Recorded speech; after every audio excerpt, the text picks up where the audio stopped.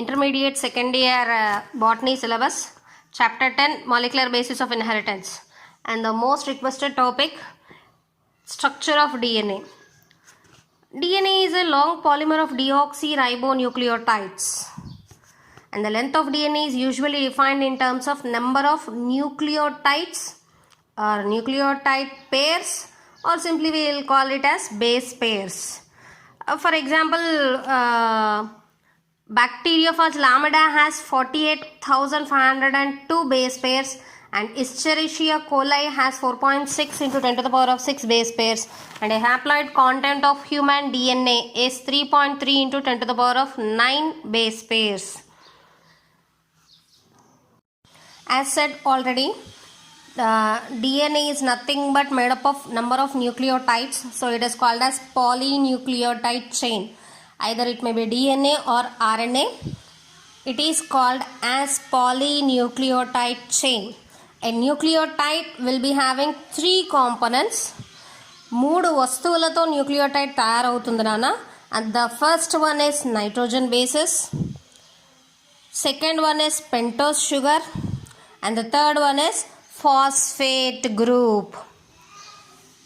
And under the first one, nitrogenous bases, there are 2 types of nitrogenous bases. One is purine and the other one is pyrimidines. Under purines, there are 2 nitrogen bases, adenine and guanine.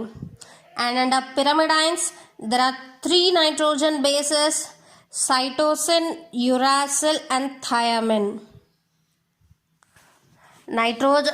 Nucleic acid 3 materials తయారు చేయబడుతుంది.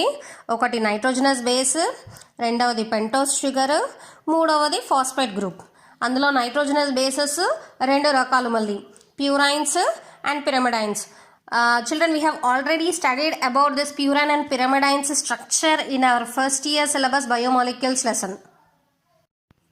As we already discussed the structure of DNA in our earlier classes, that is in second year and 10th, first year and 10th class, there are 2 strands which are anti-parallel. ఒకటి 3' to 5' ఉంటుంది, ఇంకోటి 5' to 3' ఉంటుంది.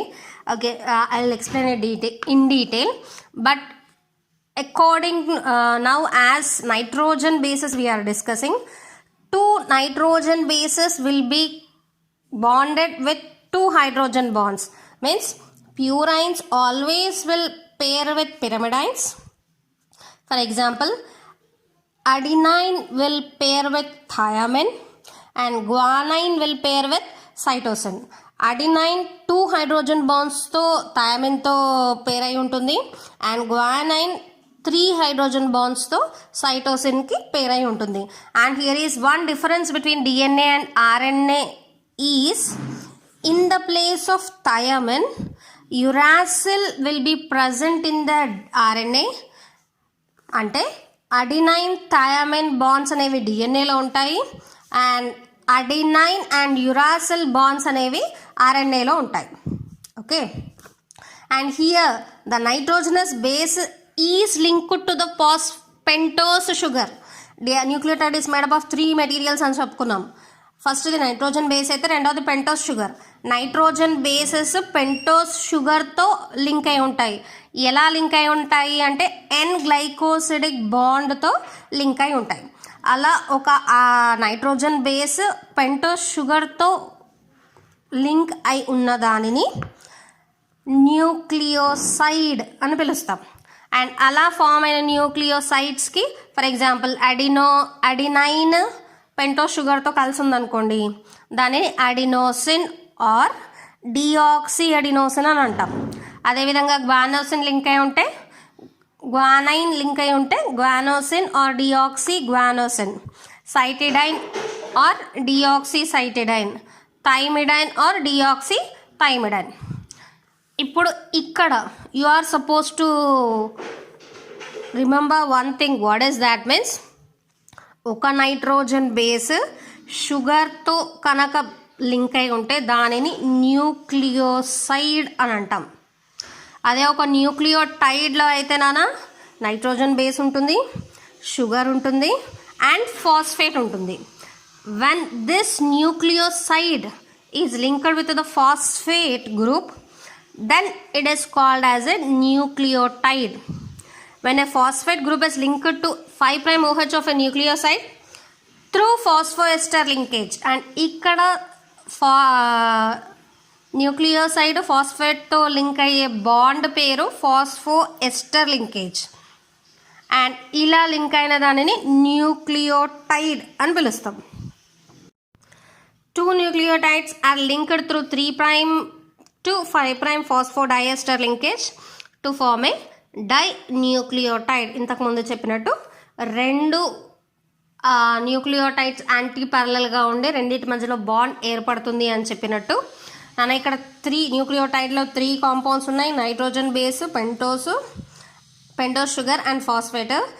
రెండు nitrogen bases మధ్యలో ఉన్న bond hydrogen bond, and nitrogen బేస్కి షుగర్కి మధ్యలో ఉన్న బాండ్ గ్లైకోసిడిక్ బాండ్, అండ్ షుగర్కి ఫాస్ఫేట్కి ఉన్న bond phosphoester bond. And రెండు వైపులా అంటే ఇప్పుడు మనం ఏటీజీసీ అన్నాం. ఏ ఒకవైపు షుగర్తో అటాచ్ అయి ఉంటుంది అండ్ టీ ఇంకోవైపు షుగర్తో అటాచ్ అయి ఉంటుంది. ఆ రెండు కూడా ఫాస్ఫేట్తో అటాచ్ అయ్యే క్రమంలో దానిని ఫాస్ఫో డైఎస్టర్ బాండ్ అని పిలుస్తాం. Okay, a polymer thus formed has at one end a free phosphate moiety which is referred to as the 5' end of the polynucleotide chain, and similarly at the other end of the polymer the sugar has a free 3' OH group, and which is referred to as 3' end of polynucleotide chain. And here the backbone in a polynucleotide chain is formed due to sugar and phosphates, and the nitrogen bases are linked to sugar moiety project from the backbone. And DNA is an acidic substance which is present in nucleus was first identified by Friedrich Mischer, and he named it as nuclein. And it was only in 1953 that James Watson, Francis Crick, based on the X-ray diffraction data which have been produced by Maurice Wilkins and Rosalind Franklin, proposed a very simple but very famous double helix model for the structure of DNA. And along with this, Erwin Chargaff have observed that for a double stranded DNA, the ratio between adenine and thymine and the ratio between guanine and cytosine are constant and are always equals to 1.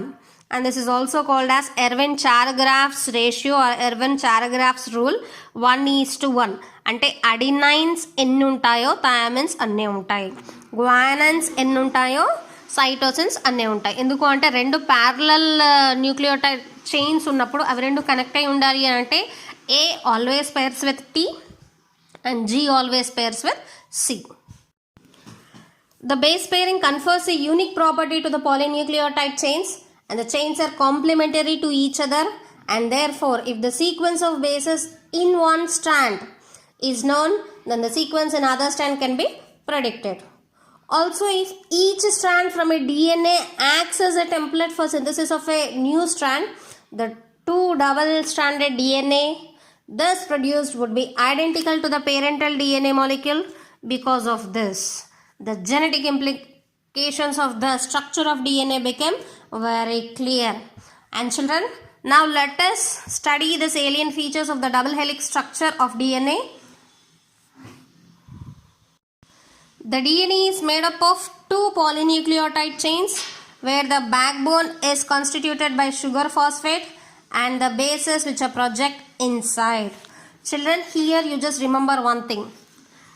Assume the DNA as a spiral staircase. మెల్లి తిరిగి ఉన్న మెట్లు, ఐరన్తో చేయబడిన మెట్లు ఉంటాయి కదా, వాటిని DNA అని మీరు అనుకున్నట్టయితే వాటిలో మీరు చేత్తో పట్టుకునే మీరు కాళ్ళు మీరు వేసే అడుగులు, మెట్ల మీద మీరు వేసే అడుగులు, ఆ మెట్లని నైట్రోజన్ బేసెస్ అనుకుంటే అండ్ అటు ఇటు పడిపోకుండా హ్యాండిల్స్ పట్టుకుంటారు కదా, వాటిని షుగర్ ఫాస్ఫేట్ అని అనుకోవాల్సి ఉంటుంది.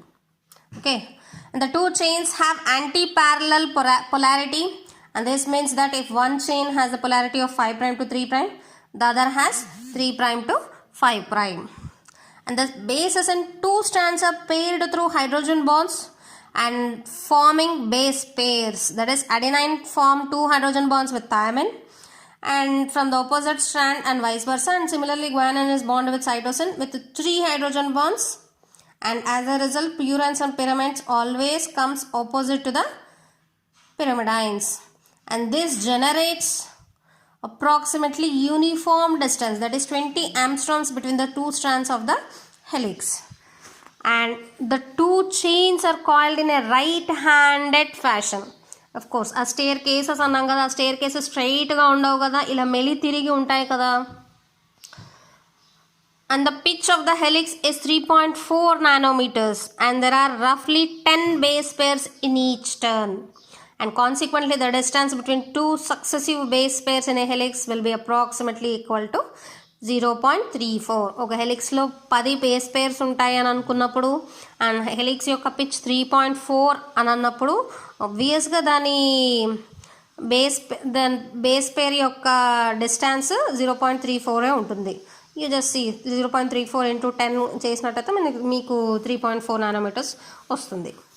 And the plane of one base pair stacks over the other in a double helix. This, in addition to the H bonds, confers the stability of the helical structure. Of course, మెట్టు ఒకదాని మీద ఒకటి ఉన్నట్టుగా అనిపిస్తుంది కానీ ఒకదాని మీద ఒకటి ఉండదు కదా, ఒకదాని పైన ఒకటి ఉంటుంది. And the proposition of the double helix structure for DNA and its simplicity in explaining the genetic implication became revolutionary, and very soon Francis Crick proposed the central dogma in molecular biology, which states that genetic information will flow from one generation to another generation in a pattern that DNA transfers the genetic material to RNA and from RNA to protein.